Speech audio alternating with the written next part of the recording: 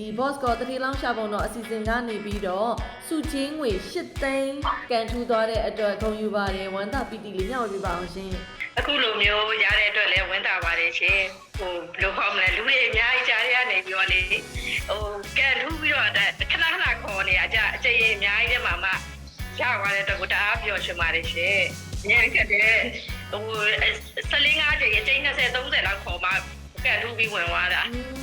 အဲ့တော့အရင်လိုက်စီတော့ခေါ်လာအရင်တော့လည်းပေါ်တယ်စပင်းရသွားတာအကျင်း20လောက်ရှိတယ်ခေါ်ရတာဟုတ်လားကန်ကိုင်းမှုတော့ဝင်သွားတန်းကြပြီးတော့အဲ့တစ်ခေါက်ကြတော့တစ်ခါတည်းခေါ်လိုက်ကြတယ်တစ်ခါတည်းတန်းဝင်သွားတာအဲ့ပြေးလိုက်တာသူကဖွင့်ပြီးဆိုတာနဲ့ကိုလည်းနှိပ်ထားလိုက်တာတန်းဝင်သွားအရင်ခောက်တရားဆိုမမေ့ဘူးမဟာဒီဗီရပဲသိတာပါရှင်။အော်ဒီစကြည့်ပြပါတယ်ရှင်။ပြီးရဲ့ဘက်ကတော့မှခေါ်နေတဲ့မရအပတ်တိုင်းခေါ်တယ်။အပတ်တိုင်းနဲ့စောင့်ကြည့်တယ်။ဖုန်းကားတော့လည်း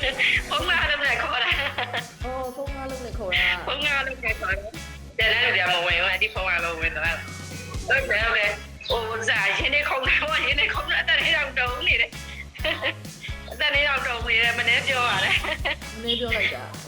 အော်ဘယ်နှစ်စက္ကန့်လောက်မှမှန်သွားလဲ။ဒီဘက်မိပြီလား18စက္ကန့်အဒီတို့လည်းဟိုအရင်ဘက်တည်းအဲ့လိုပဲအဖြေတွေသိတယ်ခေါ်လို့မရဘူး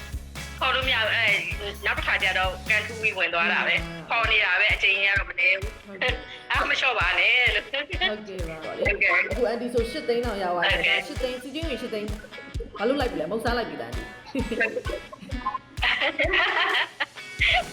တော်လေးတွေတော့ရအောင်မဖို့ရလည်းပေးရလေမဖို့ရလည်းဘယ်သူမှမဖို့ပေးရအန်ဒီစီကဘယ်သူမှမဖို့တောင်းသွားတယ်အန်ဒီ